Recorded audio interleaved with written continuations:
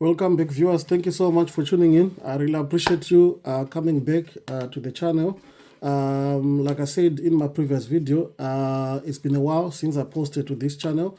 However, a few things have been going on, and I believe a few of those things are now sorted out, and I'll be able to deliver more content on this topic. If you are new to the channel, welcome. I really appreciate new subscribers to the channel. Please do subscribe if you haven't subscribed, and hit that notification bell so that when I post, you'll be the first person to know. In today's video, I'm just going to give a quick rundown of how you can use the STAR method in your social work interview, how you can use the STAR method in your social work interview to nail your next interview. What do I mean by the STAR method? For those who have done interviews for a while, you know that the STAR method just means situation, task, action, end result. Situation, task, action, end result. That's the STAR method, which is you are encouraged to use whenever you are answering mostly behavioral questions or situational questions. Let me put it that way. However, you need to be avoiding using the STAR method for general questions that you can be asked in the interview. Usually, most of the first two questions in most interviews will be general questions. So you usually use STAR methods for behavioral questions as well as situational questions that you can be asked so that you answer them in full. I think the STAR method helps you to be able to be articulate and evidence the fact that you know exactly what you're talking about, and you have been practicing for a while, and you've got plenty of examples to give to show or to evidence that you actually a master in what you are talking about. You have mastered the things that you have done, and you know what you're talking about. Right. So the STAR method, I've already spoken about what it is. You know, with giving concrete stories or concrete examples using the STAR method, it helps you to show that you've got a certain level of mastering the things that you're talking about, and it helps you to better explain situations that you are being asked if they are situational questions, and it also helps explain those behavioral questions that you are being asked as well. So I spoke about STAR, meaning the situation. You give the situation, you give the task that you did, and you also give the action that you took, and then you give the result. What was the outcome, of that particular situation that you gave? So if I talk about the situation, I'm talking about you giving context or providing context or background, to the question that you've been asked, or providing a background in aiding you answering the question that you've been asked. You can answer the question, and then we'll say, then when you're giving an example, that's when you actually use the STAR method, really.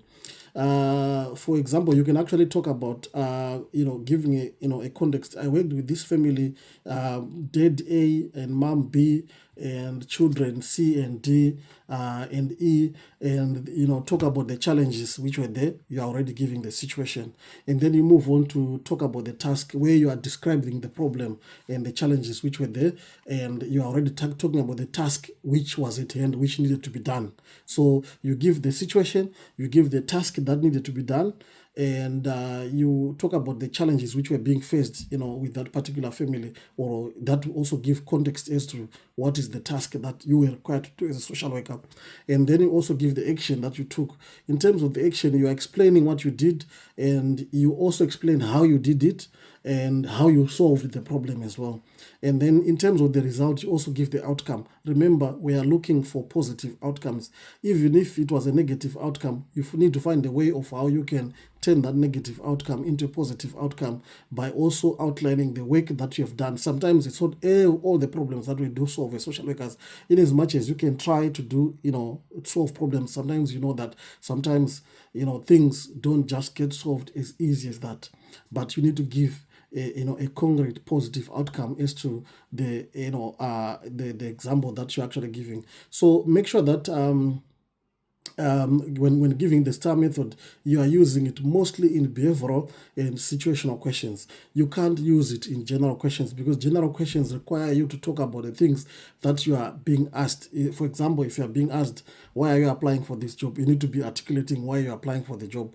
There's no need for you to be talking about, using the STAR method and giving all those kind of examples in that particular situation. So it's important for you, the tips that I can give you in terms of using the STAR method. Think about various cases that you have worked with, or various examples of cases that you have worked with, even including those that you have read about and possibly, supported somebody to solve really when you were working. So the idea is by practicing or by recalling some of these examples, it gives you an easy example to lean on or an easy example to use when it comes to a real interview. So it's something that you need to think about. You need to select real stories from your experience that match those skills that are being asked by the job description. So remember, you need to be reading the job description before you go for the interview. By reading the job description, you're already starting to figure out in your mind, okay, I've worked with that family A, I've worked with family B, I've worked with family C, and I think in these particular issues that they're talking about, I can talk about my experience of working with family A, B, C, and D. So you need to think about that. You need to be identifying the key skills from the job description that the employer values the most, and you need to start to think about, okay, these key skills that they're talking about, what experience do I have with these key skills? And when you start to think about the experience that you have, already start to think about using that STAR method as well, so that you'll be able to articulate it much better, using the STAR method. And then you need to be able to practice out loud your answers, keeping your answers clear and showing that you're confident, and try to be answering your questions in at most under 3 minutes, or if the worst comes to the worst, under 5 minutes. Because remember, most of these interviews, they will be less than an hour, sometimes 45 minutes, 40 to 45 minutes, or 1 hour max, for an interview. So you need to make sure that you've given your answer in full in under 3 minutes if possible, but not more than 5 minutes if possible. But depending with the question that you are being asked, you need to be making sure that you articulate everything within that particular time. You need to be tailoring each story to align with the role, or to align with the local authority that you're working for, or to align with the role. When I talk about aligning with the role, remember, some people do interview for the kick team, and then you interview for the assessment team. Some of the examples that you give when you're interviewing for the assessment team may be different from examples that you may give when you're working with the kick team, because you need to be giving examples which are relevant to that particular team to show people that you have got the experience, you know exactly what you're talking about.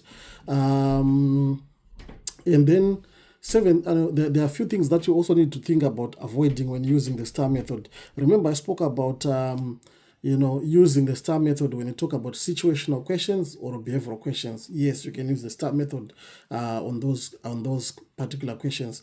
You can't use a STAR method on each and every question that you're asked. By doing that, you start to sound robotic, which is not what we want really in an interview. So you need to be thinking about that. Like I said already, general questions, you don't need to be using the STAR method. Just answer them to the best of your ability, and making sure that you are rooted to what they are asking for. And avoid being too vague in your answers, and share specific actions and also clear outcomes of what happened with those particular examples that you are giving. And you need to avoid a situation where you are rambling. If you think that you are rambling, you can actually take your time to start to think again by asking the interviewers, sorry, can you please repeat the question again? I need to know that I'm still answering the right question. I actually need to know that I'm still answering the question.